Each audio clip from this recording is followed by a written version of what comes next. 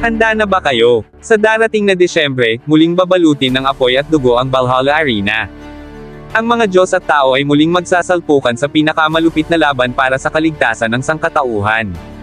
Sa ikalawang trailer ng Record of Ragnarok 3, masisilayan natin ang mga mandirigmang nag-alay ng lahat, pleasure, love, pride, justice, passion, at purity, mga puwersang nagsalubong upang hubugin ang kapalaran ng mundo. At ngayon, dumating na ang bagong henerasyon ng mga bayani at Diyos na magpapatuloy sa walang hanggang digmaan. Ito na ang simula ng pinakamapanganib na yugto ng Ragnarok.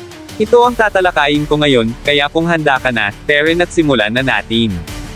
What's up mga folks, Manga Moto nagbabalik. Tatalakayin natin ang ikalawang trailer ng Record of Ragnarok para sa Season 3.